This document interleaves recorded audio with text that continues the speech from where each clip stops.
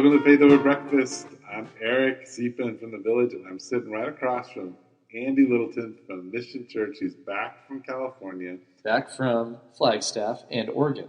Not doubting. You did travel through California? I was in LA for a day. Well, see, I was at least partially correct. 2 days, I guess. I was in LA for a day, and then the train went up. I took a train out. I just imagined you in California and then in Oregon. But we're sitting in this beautiful room with Rod. It's a painting with big rocks on his back. Yeah, painting of our friend Rod. Yeah. Who's that? Is that you? No, this was a painting done by Steve Yakeley. I think it represents him. Wow, cool. I like it. Yeah, I like it a lot too. Anyway. So, yeah, we did this podcast, and I was an hour and a half late, and I was frazzled, so we did it about being frazzled. There you go. So, and being enjoy. Pastors.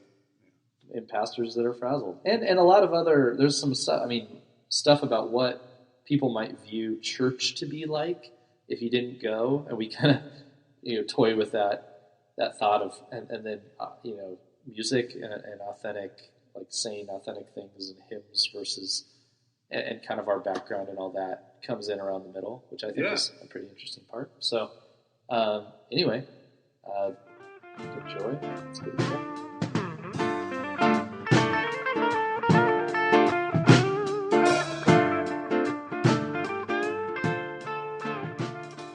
Yeah. Hey, good morning. Good morning. Or is it? Is that an appropriate thing to say? What time is it? It's 10. 10, and we're supposed to be at 8:30. At 8:30, that was the plan. Right. And then it was 9. Right. This is Faith Over Breakfast. This is Faith Over Breakfast. And you've been gone for a long time. See what happens to me when you're gone? Is this is because I'm gone? I don't think that's You are like 8:30. I know. I'm going to be with Andy. Talking in front of a microphone, stabilized, ready to go. We're going to be at XO. You're not going to buy anything. I will. Tea. You buy tea. But today, it's not 8:30. We're not at XO. They're getting their floors redone. I'm holding a McDonald's coffee. You're drinking McDonald's coffee? Yeah. Oh, my God. Uh-huh. Mm.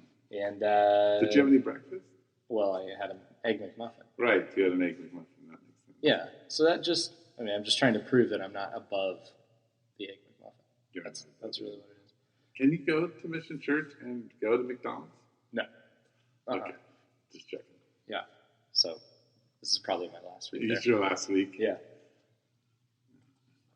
So you're frazzled. A little bit. But it might make this podcast really good. It might be snippy and... Yeah, snippy and snappy. And yeah.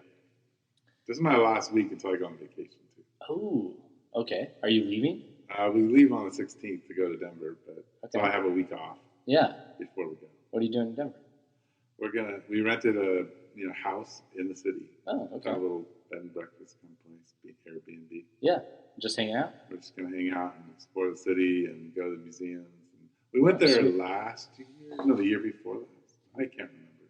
The kids really enjoyed it. We were gonna go to the beach, but it's expensive in California. Yeah. So unless you really want to rough it, and I'm not in the shape to rough it right now. So. Yeah. Oh, man. So you're, okay, good. Well, I'm glad you get to go somewhere. 3 weeks off. Yeah? That's what you get? You get 3 weeks? 3 weeks. I just did 3 weeks. Do you feel rested? Yeah, I do. Yeah, I really do.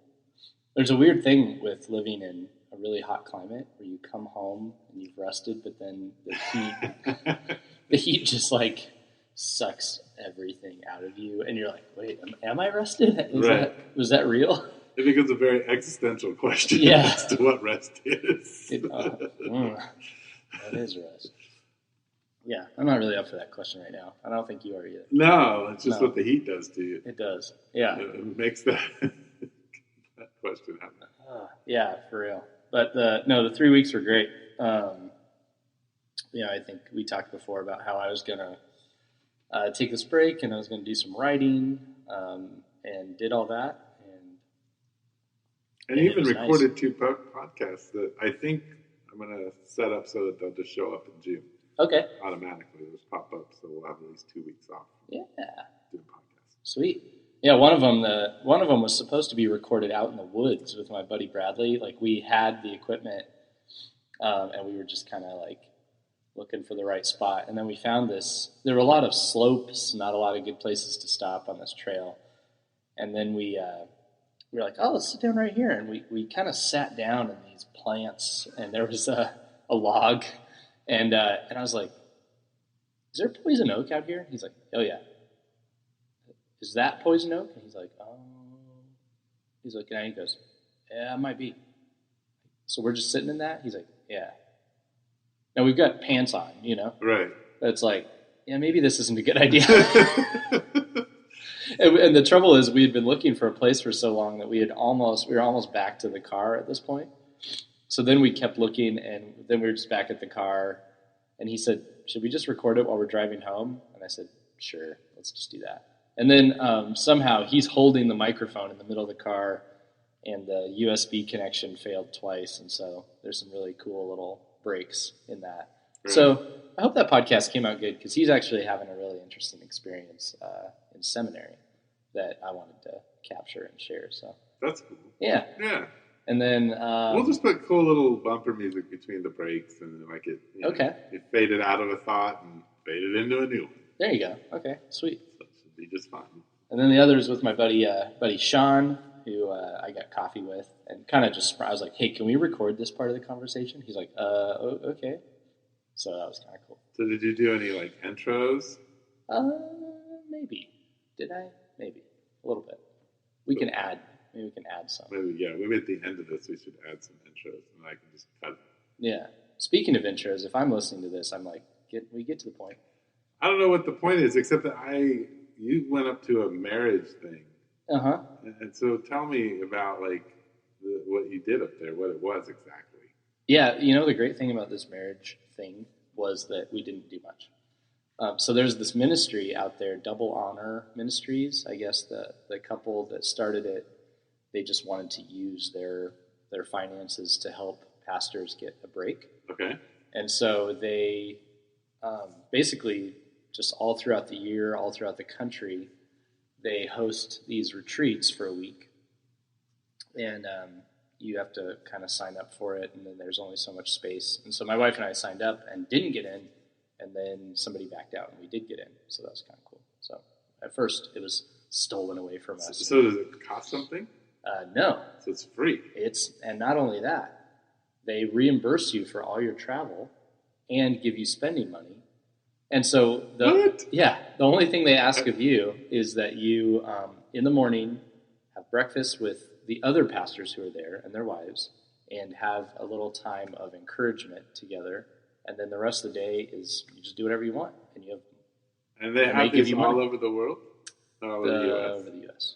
They're called Double Honor. Uh-huh. And you kind of kept this a secret from me? Well, I just found out a little bit ago. A pastor buddy of mine in Phoenix sent me an email. I was like, hey, you should sign up for this. And what happened, I was amidst being very frazzled, all this stuff that's been going on with me. And I shot the email back, and I was like, yes, I want to go. I want my wife and I to go. And that's all I did. And I didn't realize that if I'd really read the email carefully, it said, you have to go online and do all this stuff. So then I followed up. I said, hey, am I in? And he's like, well, if you signed up online and you didn't get a notice that you weren't in, you probably are. And then I went, oh. And I went online and signed up, and then we got the notice that it was full. But anyway. But somebody backed out, and you went in. And we went. So what would you say is the one highlight, like coming away with your wife and you, like, just being able to spend that time together? Yeah, it was just in general, it was just nice. I mean, we went and saw Creed Bratton of The Office, downtown Flagstaff. That was great. That's interesting. It was interesting. It was, it was funny. So it was kind of a comedy music thing that he does. Okay. And, slightly inappropriate at times, but most of the way just pretty fun. Cool. And, we just sat and watched a movie in the cabin one night, watched the end of the Western Conference Finals, went to Alpine Pizza and watched Game 1 of the NBA Finals with another couple. That was fun. Went thrifting, just like my big thing. Yeah, My you wife are. got a couple solid pairs of earrings out and Nice. about. Yeah, Just Flagstaff's hang fun. out. It's got some fun places to go. Yeah, it was fun to see. It was funny to see. There's like a couple of the couples were really about like getting out and hiking and like finding that spot. And I want to be that guy, but I'm not.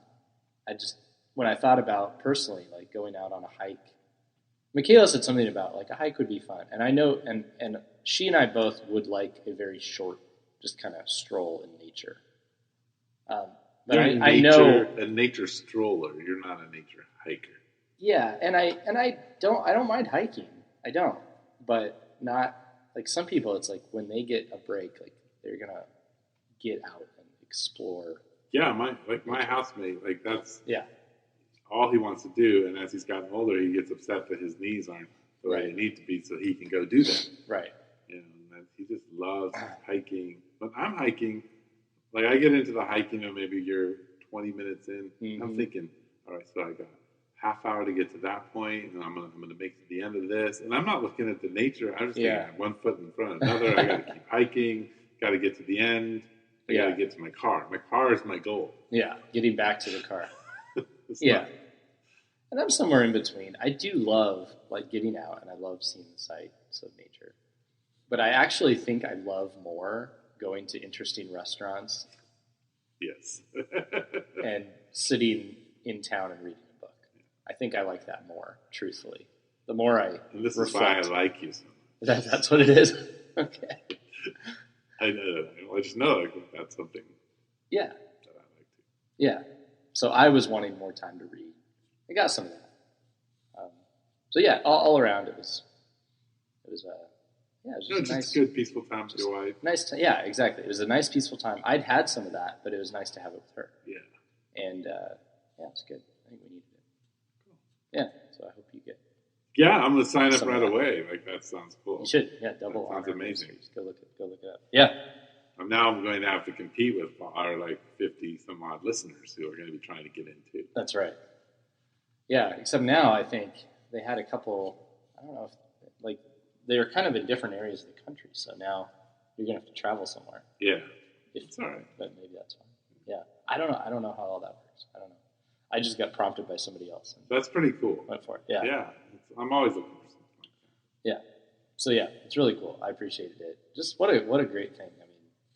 So we could say that Faith Over Breakfast, at some small level, is now sponsored by Double Honor Ministries. Because we've spent the last 5 minutes talking about it. Or we're at least sponsoring them or something. Something like that. We're sponsors of that. Yeah. So we have no topic. Well, no, I mean... Oh, you have a topic? Yeah, being frazzled. Oh, okay. So... We're frazzled. Well, why do we need this? And so I needed that. I needed that bad. I had some personal life stuff, but I don't know. I've been thinking about this because, truth is, day in, day out, people work hard. Like the people in our churches, like friends of ours, work super hard, right? Yes. Very hard. Yeah. Physical labor. Yeah. Just long days behind computers or whatever. And so 6 kids chasing them around all day, crying newborns. Yeah. And so a question I get on a regular basis from people, especially people outside of the church, there are 2 categories. There are people who will just say, pastors do so much, I'm just so grateful for them. And that's a smaller group. And the bigger group that I hear from are the ones that are like, so what do you do? And I think about that sometimes. I'm like, that is valid. I think if I were outside of this, and even if I were reflecting on my day today, or even yours, which has been a very frazzled day, but it's like, wake up, some people who are close to me are having trouble. I have time to go and visit with them, and then I sit down behind a microphone with some coffee and talk, and then I read my Bible and some other books, and I arrange a little speech that I'm going to give on Sunday. People are like, I have to do that kind of stuff on the weekend. Right. You just do it all week. That's just your life. Right. So why in the world do you need 3 weeks off? Right. Well, I mean, I kind of think of that when I listen to engineers and how much time they get off. And I think, I know what your job is. Yeah, it's got some stress in it, but you're in air conditioning, you're in front of a computer, and after like 5 years, you got what, 6 weeks off? Like you can take, you don't go to work for most of Christmas, all of December. Right. I mean, it's particular kinds of jobs, Even I'm cynical about the amount of time you get off. Right. I mean, in my darker side, let's be honest. Yeah. No, yeah, for sure. You're always looking at somebody out there. Mm-hmm. And then there's always the unfairness of it. It seems like the easier the job gets, which is something that's been debunked in my life a little bit. Because I always thought people who are like the manager, they walk around and they're like, hey, you should really do this and do this. And okay, I'm going to go do some reports right now. And then I'm going to sit in that room and do some reports while you guys do all this. Right. And then I'll be back to check in on you. Right. And by the way, because of all my hard work, I get 2 months of vacation and you get 1 day, 1 week or whatever. And there's this part of me that's always like, wrong, unfair. The people who are down on the ground doing all the work, they should get way more time off. They're working harder, which there might be something to that. But an interesting thing is being, on a very small scale for me. I mean, our church is not big. My business is small. Right. But like the weight of responsibility that comes with that stuff is something I never understood before the last 3-4 years. Yeah. Like how much somehow energy, the thinking energy, like just the pressure of responsibility wears you out. Right. I was listening to a podcast where one of people on the podcast was talking about their transition from being an associate pastor to a head pastor, and just saying, I worked the same hours and I got paid a little bit more, but the job was twice as hard and twice as heavy. Twice as heavy, yeah. And because you bear the brunt of you're kind of the tip of the spearhead. Yeah. In a lot of ways. And as you move up to management, the kinds of things, you're closer and closer to the tip of the spear. And when things go wrong, it's very much on you. What you could lose is exponentially larger. Right. The expectations, and with a pastor, you add in that layer. I don't know how anybody pastors churches that are big. Well, I do. I mean, I know that you just don't really know all these people. Right. That's a huge part. No, your church becomes at some level your staff. You're right. The 60 people, and that's who you're pastoring. You're pastoring those people. Yes, very, very true. But yeah. But even like those 60 people are supposedly like highly involved in the lives of all these people, and that sort of could trickle up your way. Right. And if one of them does a terrible job, you are on the hook for that. Right. So our church of, I don't know how many people go to our church anymore. It's probably 100-ish. It's the summer now, so like Summers, 5. Yeah, 5. There'll be 150 once August comes. Yeah, it would very possible. Yeah, exactly. But I feel very like I just don't have it in me to. I mean, really, like to really fully engage. Like, what could I, 5 people, maybe, to like deeply engage with. So it. I think I'm just like, oh no, there's 100 people around here, maybe 150 in August. Like, right. What in the world, like we've all got to do this, and so the weight that comes with that, and the weight that comes with knowing the pain, and even like the weight that comes with like the realization you can't fix things, and it's something I really didn't understand. Yeah. Well, I've heard about it. I preached a sermon on my community a while back, and part of it I talked about like who's on your island, and sociologically, like you only have 30 slots. Yeah. And then you only have the capacity to hang on to about 150 names. Right. And so that was 150. So I guess the 120 people who are not the 30 slots of intimacy you have, and right. that breaks down. They're they're looking to get into that 30. So once one of them leaves, someone else will swap. Like so, Right. but you can't have the capacity to hold on to any like intimacy past 30 people, like a level beyond. Hey, how you doing? Oh yeah, I remember your kid plays soccer. Right. Like, beyond that, you just don't have the capacity to do that as a human being.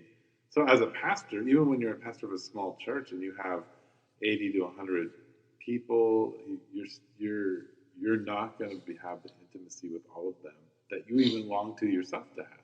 Right. And it's sad. I mean, it feels sad to me. No, it is. Because I want to know those people. People are really interesting to me. And then the weird thing about being the pastor or the leader or the visible one is some of those people can have more knowledge of you. Most of them do. Most of them do than you have of them. And part of that's because you're sharing publicly. Right. And in this day and age, pastors like you and I and others have become more transparent about Right. what's happening in our lives. Right. And so they know more. Yeah. People know more about you. And so that's a difficult thing to reconcile. Is like this person knows a decent amount about me and my story, and it to some degree intersects with theirs, and they relate to it. But the reverse isn't necessarily true. Their story isn't necessarily shaping mine. Though some people's it is. Right. Like you said, like there's that limited amount of people whose life can impact you the most. And there's some like leaders in my life where their story has impacted me. So it kind of trickles down, but Sure. yeah, it's just that's a weird thing. Right. It's a weird knowledge to have. Like, Well, I don't know. I think you and I spend our lives. We have small churches. Yeah. Churches that people on the outside might say at least are vibrant and growing. Yeah. So we spend our time thinking about like social dynamics, how people work in groups, how they interact, how you minister to them, how you bring Christ into their lives as collective and as individuals. But when you're looking on the outside of all of that, the Christian church is just weird. It's like weird that there's a place that people go every week and sing songs with like slides. Yeah. And somebody gets up and talks, and then we make it a little more unusual, our two churches, in that we make everybody sit down and eat dinner together. Yeah. It's real weird. And we take communion every week, which, isn't actually that common in all denominations. It's only a small segment of denominations that do that. Now, yeah, it's funny to think. Sorry, no, you make this point. No, I just think it's a weird. It's weird. If you walk in just as somebody who's had no experience of church, or just like, you're like, why are you guys doing these things? And so what you're thinking, you're going, okay, I've been to like an informational dinner. Right. So the dinner and the slides I get. Right. Except that you're making me sing. Yeah, right. There's always an element that doesn't fit. I've been to a concert in which there are slides and singing. Right. I've been to a concert where they've tried to get me to support a cause, and so there was a little bit of a speech, but no dinner. Right. It's like people are used to about 2 or 3 of these elements, but never all of them. Right. And then you add in like we give you money. Yeah. Voluntarily. Yeah. You. So you people, you have this concert informational dinner.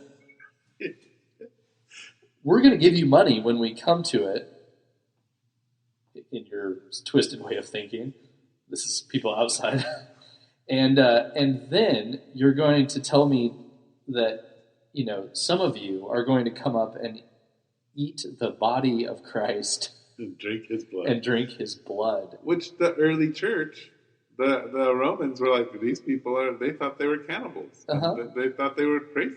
Yeah, I get it. Yeah, that's weird. It's weird. Yeah, and if it, you know what I don't get? I don't get the people that do church but don't really believe it. And there's a lot of them.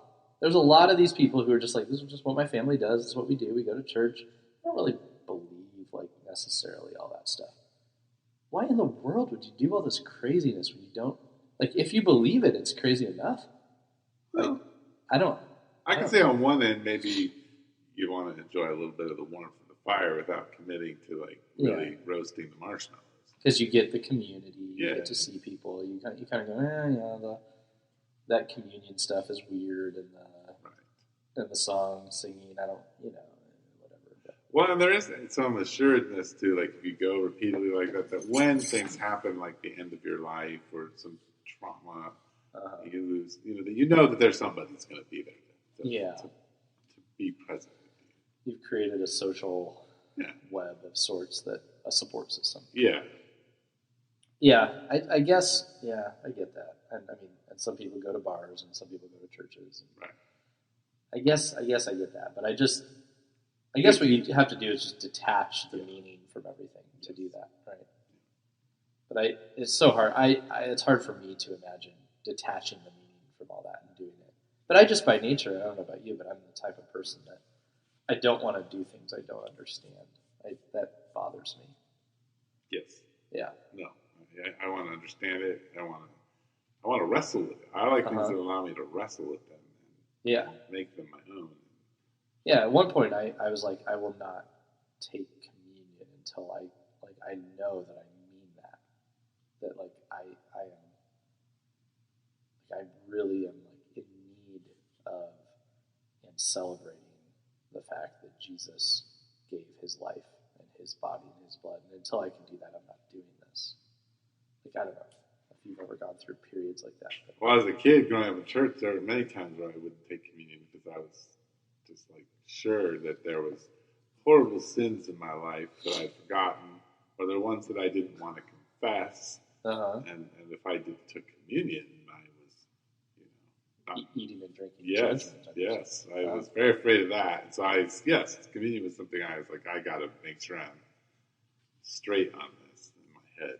Well, yeah, for me it wasn't. It was just like, I don't want to do this disingenuously. But I did that with a lot of things.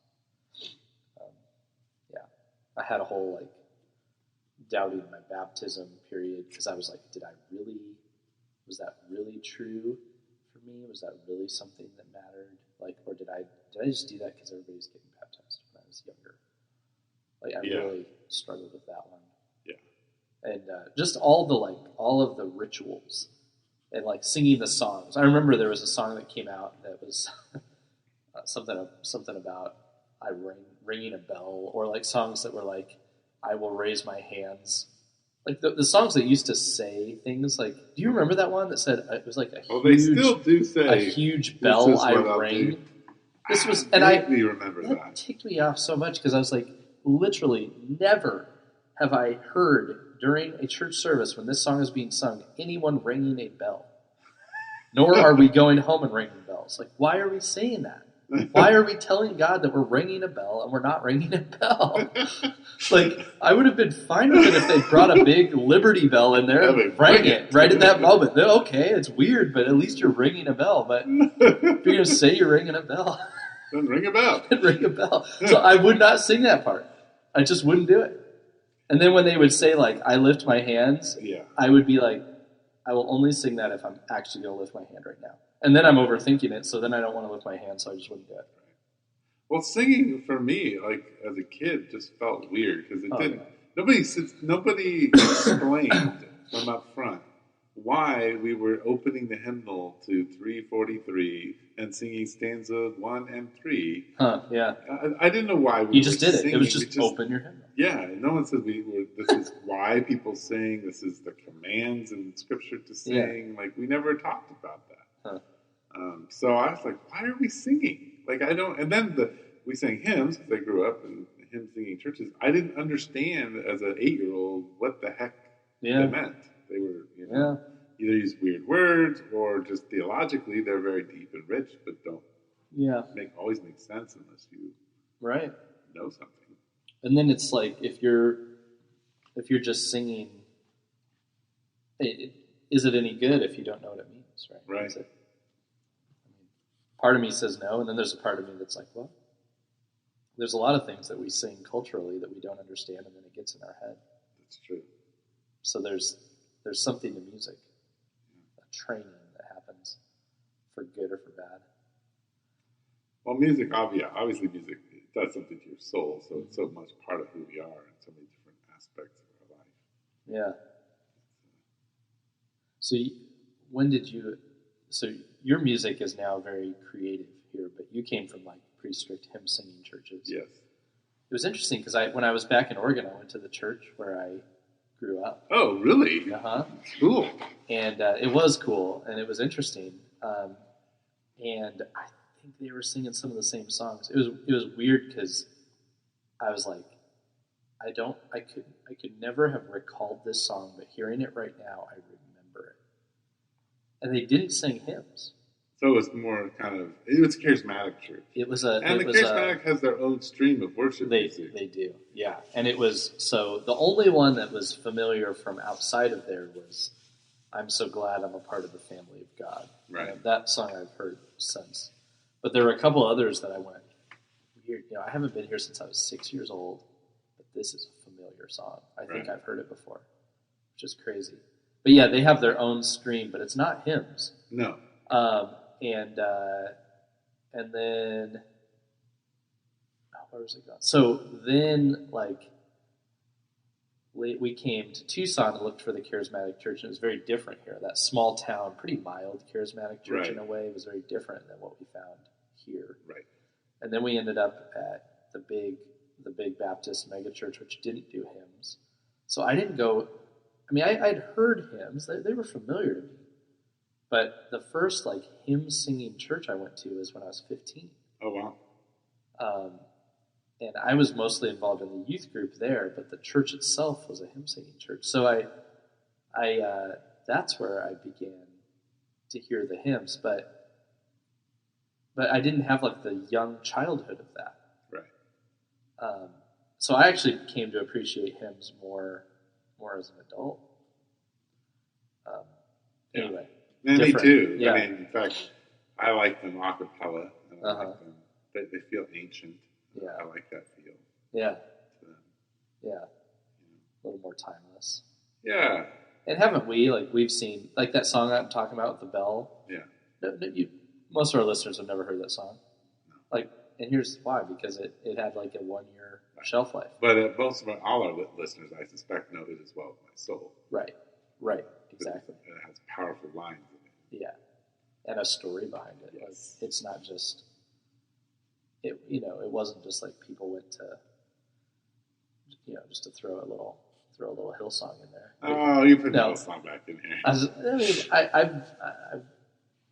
There's a guy I knew that went to Hillsong school, and you just learned how to write catchy worship songs.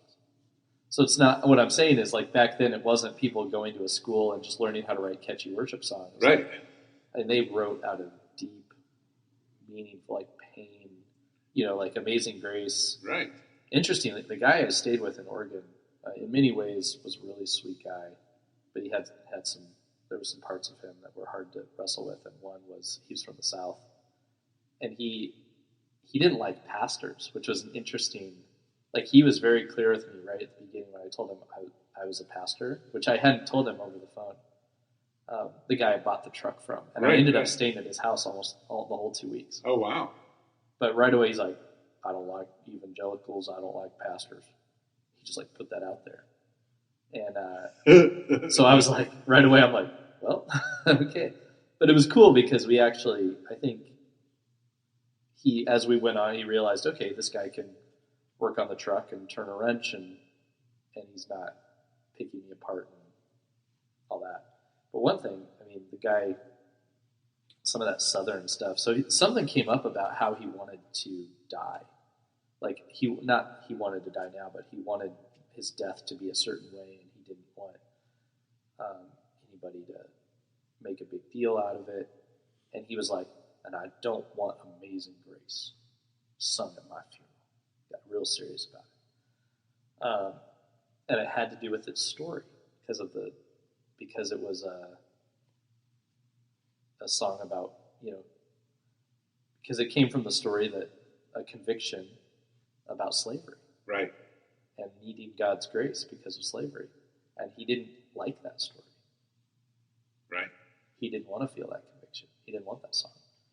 And the fact that the song came from that story gives it so much more power. I mean, and even more offense. Right? I don't know. That's cool. That's a sense of like how like I don't think that you would find that 30 years from now in any worship song. Shout to the Lord. Yeah. Does shout to the Lord get to you like that? No. No. I think that like a lot of the hymns are written out of the stories of the individual, and that community itself, like what is being wrestled with in that sense, and what the spiritual kind of connectedness. I mean, like Mighty Fortress and how Luther used, bar tunes to really begin to teach theology and to bring kind of a more clear gospel to people who've never really heard it. Yeah. Read. Right. Yeah, and like you said, it's like individual but bigger story. Like it is well with my soul, coming from somebody's loss and pain, and kind of laying that before God. And that was his story, but it is everyone's story, right? And then the amazing grace, like a deep conviction of sin, and then the realization of how good and gracious God is in the midst of that. I mean, that was his story. That is our story. Yeah. I mean, and you wonder, like, in our day of just, like, mass, like, so many songs being written, can that even be done anymore? Right. Oh, I certainly think it's become more tribal. It can be done for a tribe. Yeah, right. But maybe it can't not be for the world. Not in a way I think that's got meaningful, connectedness. Yeah. Yeah, you're right. It's and we've gotten so much bigger. Yeah. In the sense there's just more of us as people. And there's more media and there's more access. Yeah. Anyway. Yep. Yeah, that's interesting. So here we are in the hot summer.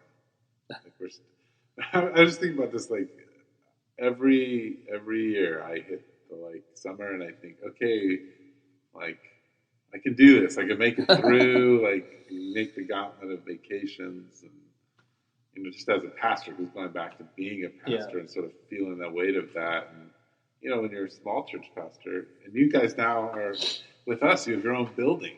Like you own your own building. That means that somebody has to clean it. Somebody has to, plunge the toilet. Somebody has to pick up that water bottle that somebody left that they didn't put away. And I think everything you said was discussed somehow this past Sunday. Like I picked up or thought about. I picked up some trash out in the lot and from under some chairs. Somebody had a major blowout in the men's bathroom, and there was just it's just a crappy situation. Well, and those are so much part of being a pastor of a church that's smaller. Yeah.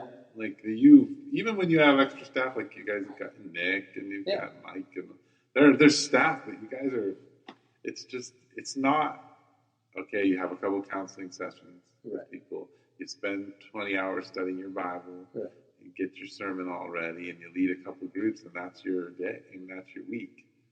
Right. No, I've got weird things on my mind, like the fact that we had our air conditioners worked on, but they were raised off the roof and placed back down. And the guy told me, I can't guarantee there won't be leaks under those brackets now. And we all know the monsoon rains are coming. Oh, geez. And so it's in my mind, like, we need to get up there and just goop all of those joints, right? Because the last thing we need is monsoon and we got water running into this place. Oh, no. Yeah. That'd be terrible. Can I just pause you there? Yeah. Like, I literally one Sunday came to church and walked back here in the room, in the area where we're at, in the education wing, and literally water is pouring through the roof, and there's water everywhere because one of the swamp coolers, the hose had popped off at the middle of the night, and we left them on to kind of keep the building cool, and it was just spraying into the vent. Oh, it's terrible. Yeah, so now you got this building ownership thing going on. And because you're a church, like it's not just like you've got, smaller church. Right. You don't have this janitorial staff that's just on that and taking care of that. Like, right. I think we're going to hire a cleaning company to come once a week. We decided. How much do you think they're going to cost? Mike got some quotes, and I guess one of them was like $270 a month, which For you break that out per week, like that's not bad at all. bad. So we decided rather than like our church is set up and torn down and cleaned for years, and just the thought that like maybe we could just kind of let people go home, and I mean we're still going to straighten up our chairs and all that, but that somebody could mop the place and clean the toilets. That's just sweet. It just is a nice, basically it's our people are going to pay Right. like through their giving to have that service done versus doing it ourselves. Right. But yeah, it's kind of cool. It's an exciting new chapter. We got air conditioning in the 2 rooms. Nice. We didn't have it. Yeah, I set that up right before I left, and it's pretty fun to come home and Air it is. conditioned. Oh my god. So our kids' room, our main kids' room, didn't have AC. We had a portable in there, and it wasn't keeping up. And so, yeah, I'm grateful for that. And it was cool because the old church where I worked ended up their missions committee gave us a donation.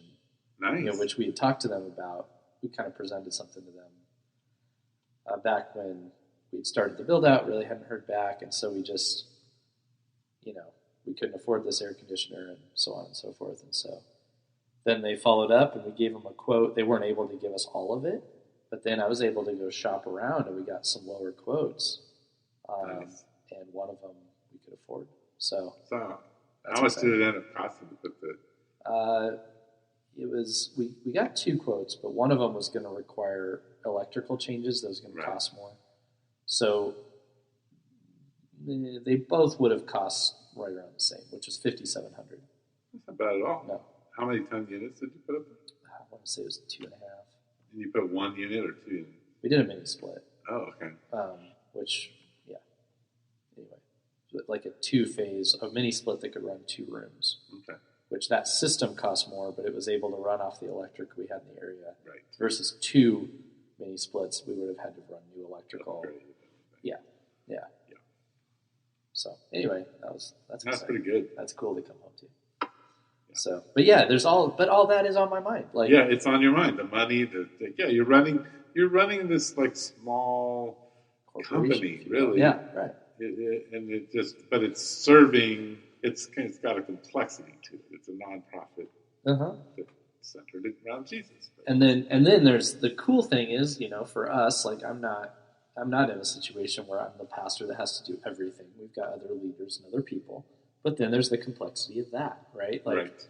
That now part of the leading of this thing is shared, and then there's our different personalities and struggles and tendencies and communication. Ways, you got to think about all that, and that's all the stuff I didn't realize how hard it was when I looked at people in management. I just went, you just kind of tell people what to do. Like, well, no, they're under some kind of authority, and then they share authority with other managers, and all of that is just extremely complex. Yeah. And I think you unpredictable. Added part for pastors and like you and I who are, I would say, the head pastors. Right. Like in some way or another. You guys are co-pastors, but you're the full-time paid guy now, right? Mike is. I'm paid. You're part-time. I'm paid. Your complexity is a little bit different. Yeah. You guys roll the dice, and whoever wakes up that morning is in charge. But no, I understand you got a little bit different structure, but still, the weight of people's emotional struggles and their battles and the stories that they have, like those weigh on you, and especially since you're doing the internal shepherding. I know that is part of your descriptor.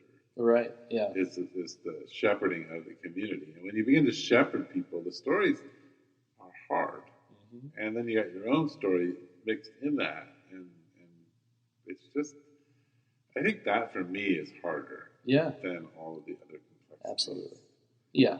And then not having spending a whole day with people, and and thinking that every single meeting you were in, you felt highly ineffective in helping. And at the end of the day, you're like, I don't even know if I did more damage than I actually did good in all of these things. Yeah, that when you were just talking about that, like internal shepherding. I mean, the thing that's going through my mind, just even as you're talking about that, is like, I don't think I'm doing a good job with that. Just that, right? Or I'm just like, yeah, just like, oh man, like the needs and like, does the thing I say help or hinder? And then you suggest something and somebody does the opposite.